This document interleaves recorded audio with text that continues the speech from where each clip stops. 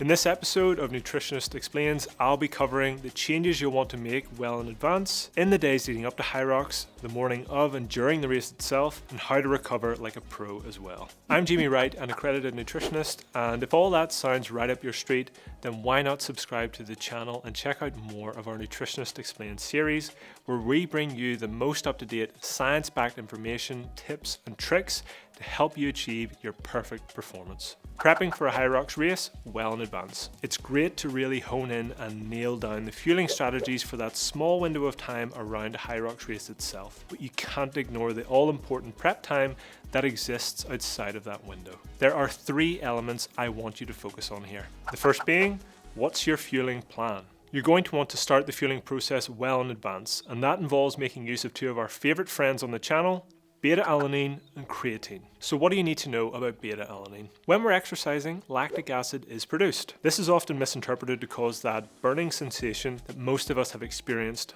one time or another. It isn't actually lactic acid that causes the burning feeling in our muscle, but the byproduct of its breakdown and metabolism. You see, we actually metabolize lactic acid to produce energy, but when we do, it produces these nasty byproducts which increase the acidity of the muscular environment. Thankfully, we have a protein in our muscles called carnosine, which helps to buffer these byproducts, ultimately reducing that burning sensation and ensuring our muscles can continue to function at their best. Beta-alanine raises the level of carnosine in our muscles, and having a higher level of carnosine keeps a more neutral muscle pH and enables us to perform for longer and more consistently. With beta-alanine, you'll want to start taking it well in advance of a race, as it needs to saturate your muscles to have the desired effect. I would recommend at least a few weeks, even a few months of consistent intake to ensure your muscles are saturated.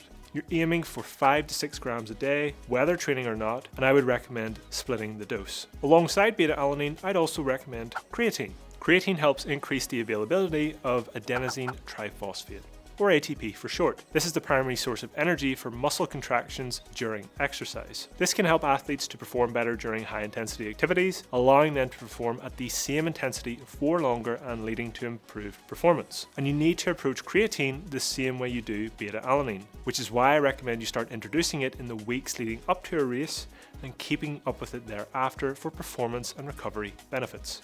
Like beta-alanine, creatine also needs to saturate the muscle to have an effect. You can achieve this by either following a loading phase or following a more consistent intake.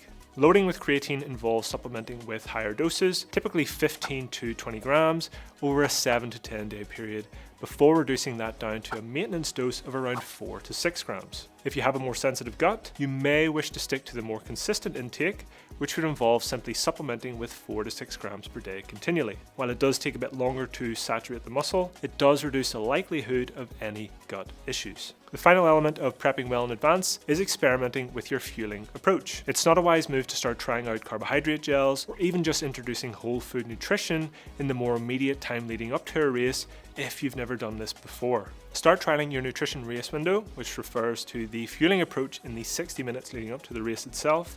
Now, I'd recommend at least a handful of times in advance of race day so that you feel really comfortable with it going into the race, and it gives you one less thing to stress about and one more thing to feel confident in. Then you'll know exactly what works best for you. The days leading up to the race. The primary fuel source our muscles use to perform is carbohydrate. Our muscles store carbohydrate as glycogen and use this throughout an extensive exercise session. So the aim should be to top up these stores as best we can before exercise. The recommendation to fill up these stores as best as possible is to aim for anywhere between 8 to 12 grams of carbohydrate per kilogram of body weight a day for 1 to 3 days in advance of exercise. If that seems a bit daunting, researchers have also proposed 1 to 4 grams of carbohydrate per kilogram of body weight per day as being plenty for people exercising 90 minutes per day or longer and who are looking to keep their glycogen stores topped up. This is pretty perfect for Hyrox, given races will usually last around that 90-minute mark.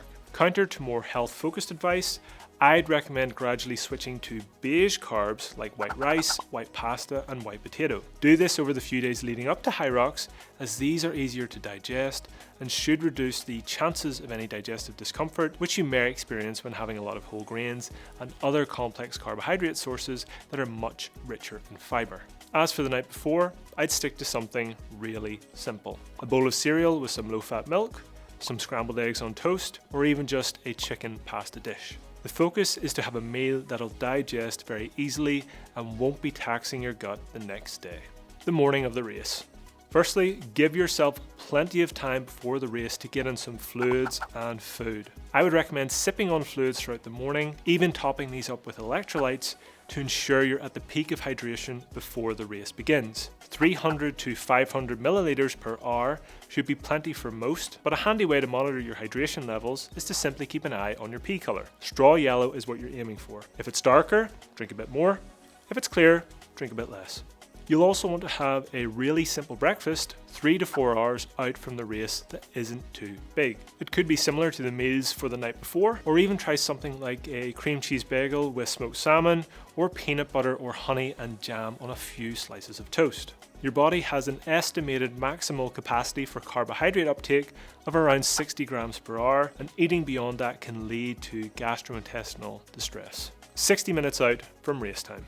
This last 60 minutes before the race will help you gain the all-important edge over your competitors. So what's the focus here? Immediate, readily available fuel and hydration. The fuel will come in the form of carbohydrate and, more specifically, easily digestible carbohydrates. Having carbohydrates before exercise will provide a usable alternative fuel source to your existing glycogen stores and extend your ability to perform without fatiguing. Here's a few ideas for food options that you might want to try. A banana chips or other forms of dried fruit, a bagel, a flapjack, or 1 to 2 pieces of toast with jam or honey. Bananas are a great choice for more than just the carbohydrate content. They're also a great source of electrolytes and help contribute to your fluid intake as well. That brings me on to my next point for nailing your Hyrox nutrition, and that's hydration. You can check out all things electrolytes and hydration in this previous video we made, but essentially you'll want to consider having coconut water or an electrolyte tab or even a powder mix in some water in the 60 minutes leading up to the race. I'd also advise keeping similar fluids close to hand during the race itself as well, as you'll be sweating a ton and will need to replenish fluids and electrolytes as you go. One final tip for your race is to consider caffeine.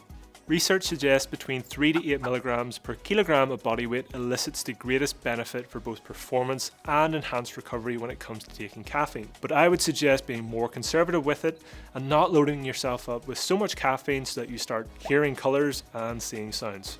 A serving of pre-workout or even a black coffee will do the job perfectly well, but trial this beforehand to see if this works for you and doesn't upset your stomach. A final point that we'd like to touch on is how you can recover like a pro. After the race, you'll want to have yourself a high quality source of protein and pair that with a similar sized serving of carbohydrate to what you had before the race. This is all intended to optimize recovery and ensure that your body has the pieces it needs to rebuild, repair, and adapt. And that's how you should approach your Hyrox fueling. Let us know what you thought of this guide to fueling for Hyrox and drop your comments and questions in the comment section below. You can also let us know any other topics or have any other questions that you'd like for us to cover or answer.